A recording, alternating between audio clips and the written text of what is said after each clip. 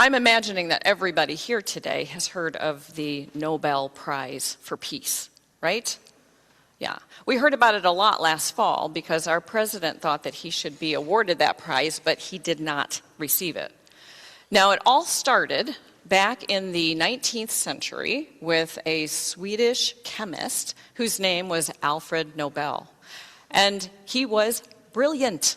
He was an inventor, a scientist, and he's most known for his invention of dynamite.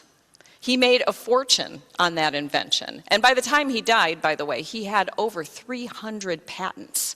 He was just a creative genius. Now, Alfred never married, never had any children, had this huge amount of wealth to do something with, and he did have a friend. And his friend was named Bertha von Suttner, and she was a pacifist, which I find very fascinating. I wanted to just go back in time and be in a room where Alfred and Bertha were having a conversation because she, as a pacifist, believed that the only way to world peace was through complete disarmament. If every single nation, every single person, tribe, and people would lay down their weapons, we could then have world peace. And she was telling this to Nobel, who was also called the Merchant of Death, because he sold so much dynamite and made this huge amount of money. When he died, though, his will contained some surprises, which show us that Bertha had a little bit of influence on him.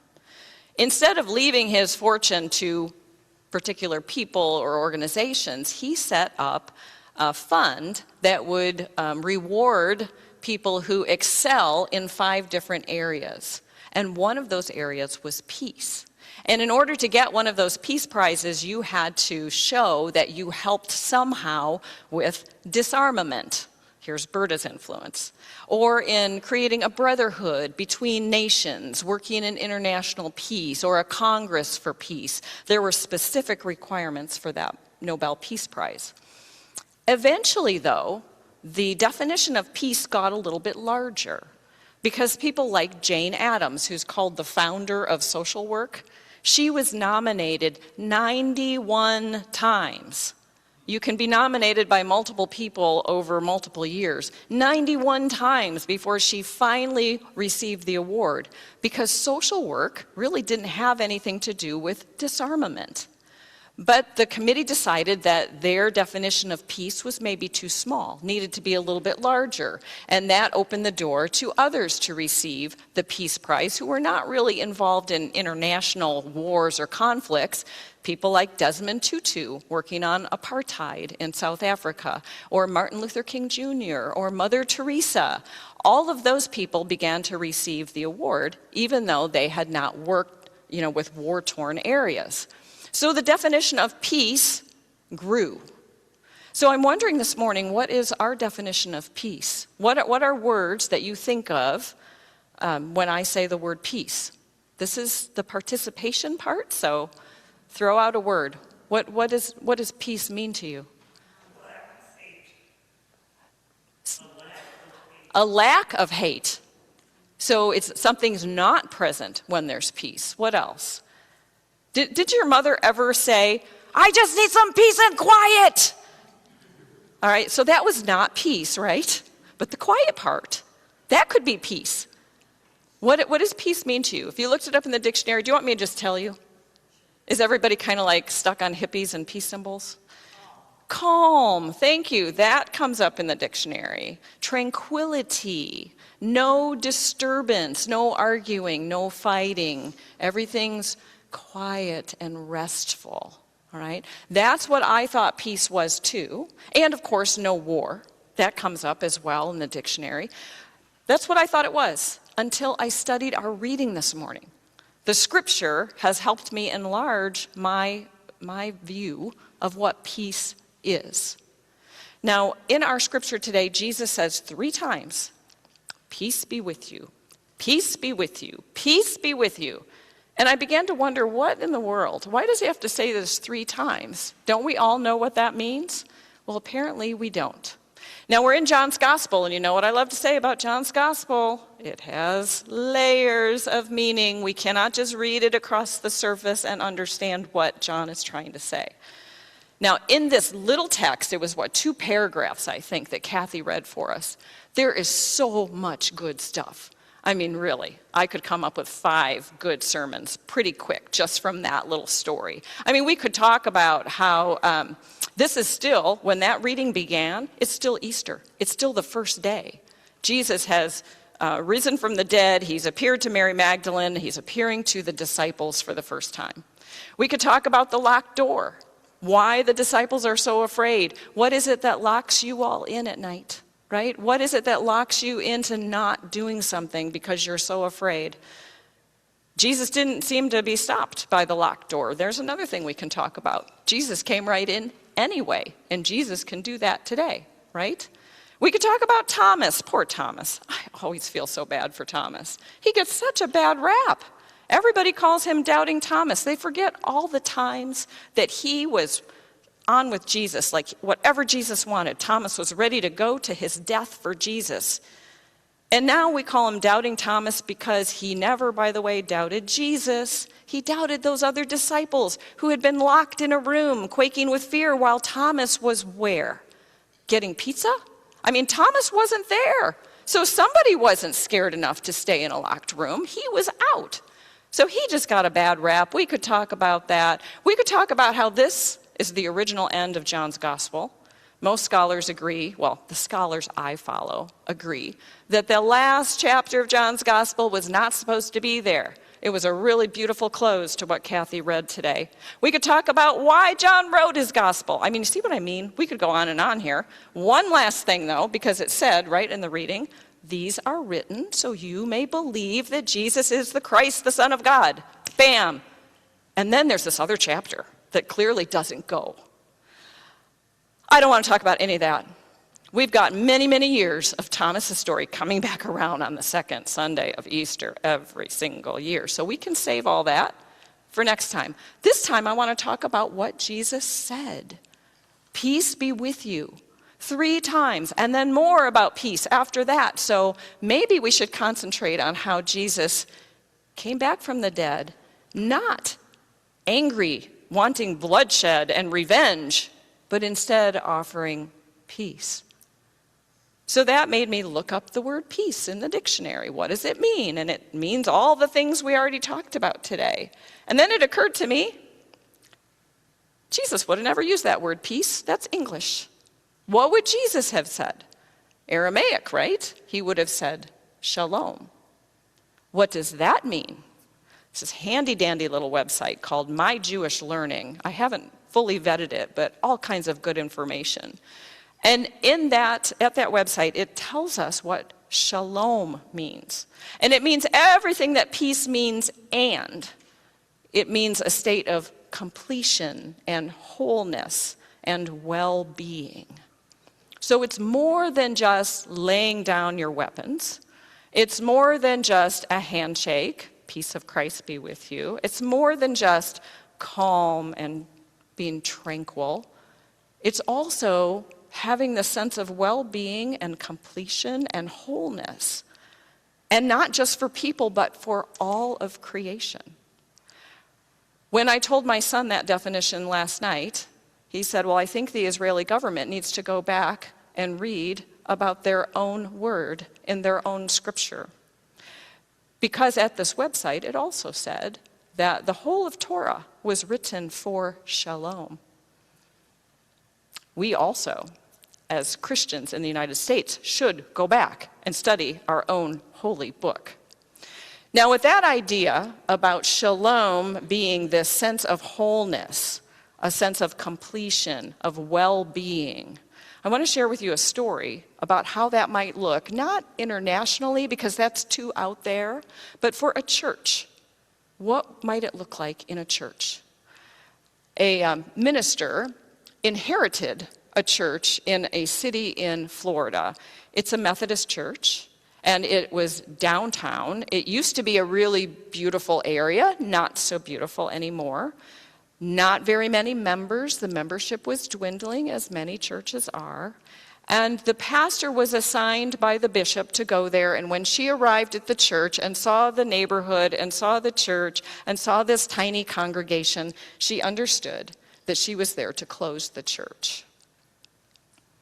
There was another problem the church was having, and that was it was constantly being broken into. They were setting up different kinds of alarm systems and better locks and all those things to safeguard their property. So at a board meeting, they're talking about investing in this new security system, when one of the oldest members stood up and she said, "I have been worshiping in this church for 40 years. And for every single one of those 40 years, we have talked about how to get people to come into the church. But today, we are talking about how to keep people out of the church. Why don't we just unlock the doors and see what happens?" And before the pastor could respond with some appropriate words of caution, someone else in the board said, "I second the motion, let's do it." And they passed it. So that night, when the board left the building, they left the doors unlocked. And 15 people slept on the pews that night. The next night, 30 people slept on the pews. And on the third day, the church people got together and said, "We can't just have people sleeping on the pews. We have to feed them too." So they came in and made a big pot of soup and got some crusty bread, and they fed all the people that came to sleep there that night. And within days, everybody in the congregation was calling their friends and their relatives and their neighbors and other organizations and saying, "Can you come and help us? Because we've got all these people sleeping in our church, and we need staff there around the clock, and we need somebody to cook, and we need extra toilet paper, and we need somebody to clean the bathrooms, and we need blankets." And within 6 months, the size of the worshiping congregation on Sunday morning had more than doubled. The minister, when she tells the story, said, "We unlocked the door and Christ came in." Now we know that for Jesus, the locked door doesn't really matter, but sometimes we lock the door and keep Jesus out.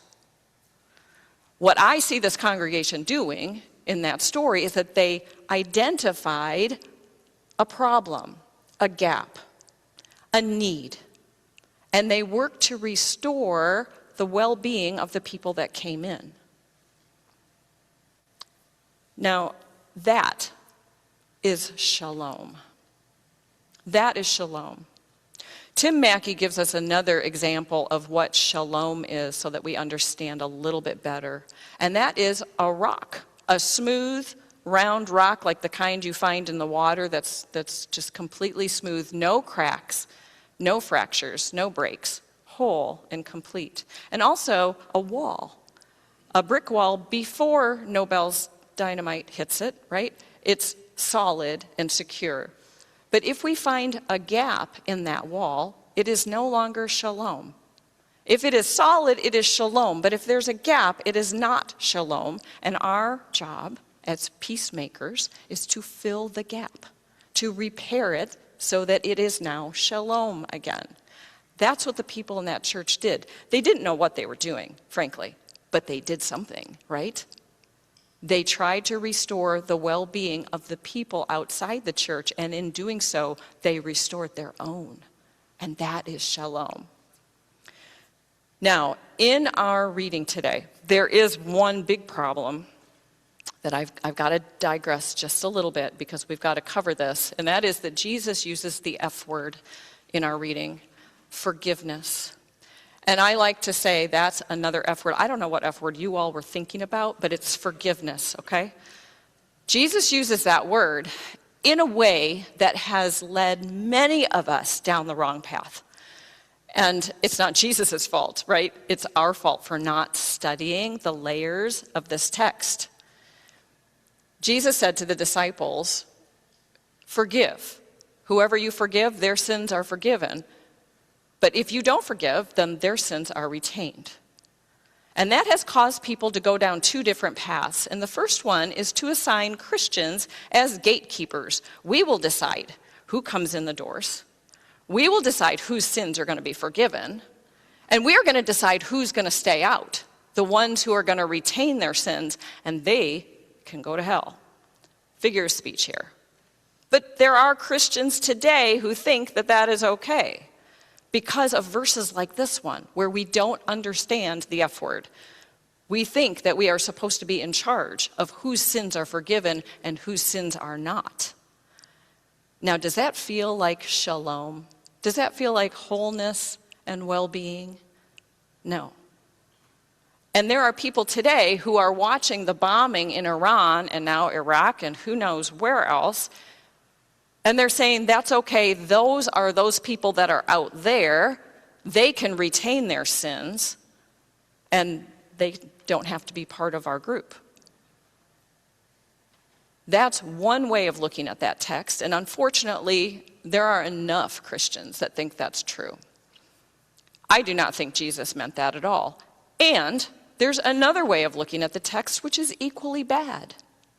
And that is to say to someone, if you don't forgive me for hurting you or punching you in the face, you're going to go to hell, and so am I, because my sin is still going to be there. So you have to forgive me.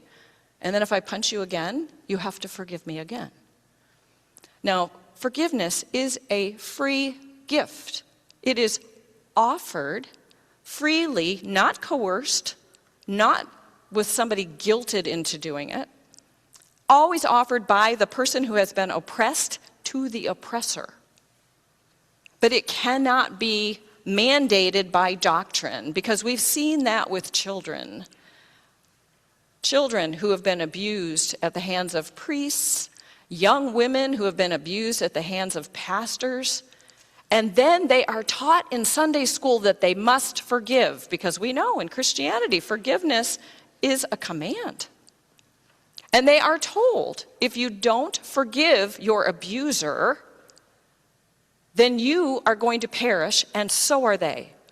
So if you don't want everybody around you to go to the fiery furnace after life, then you have to forgive. And when forgiveness is coerced, that is not shalom.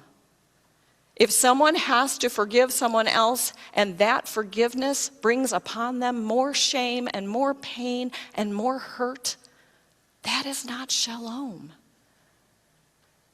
Forgiveness has to be a free gift that comes out of a place of well-being. Because Jesus said 3 times, peace be with you. He said peace twice before he ever talked about forgiveness. We cannot forgive somebody unless we are speaking from or working toward a place of shalom. So if you are a gatekeeper and you want to keep somebody out and they can just go to hell, that's not shalom. And if you force someone to forgive someone who is just going to harm them again and never be accountable, that's not shalom. See the danger? This really is a problem, don't you think? It's been misused again and again. So how do we carry shalom into the world? How do we do that with this understanding? I think Jesus really should have gotten awarded the Nobel Prize for Peace. And they do not award that, by the way, to anybody who's died. So it's a good thing it's Easter, because we could nominate Jesus, could we not? He understood forgiveness has to come from the place of shalom. Shalom comes first. So today I just want you to think about this. What gaps, what breaks in the wall? What places, what needs do you see, without calling for a needs assessment, which I know many of us have done recently, without searching for ways to find gaps? What gaps are right before us? Just like that church who really didn't know what they were doing, but they knew something was wrong with their thinking. The person who said, we have tried to get people to come into this church for 40 years, and now we're trying to get them to stay out. She identified a gap. So what are the gaps in our thinking? As individuals and as a congregation, what are the gaps? And how do we repair them to a state of shalom?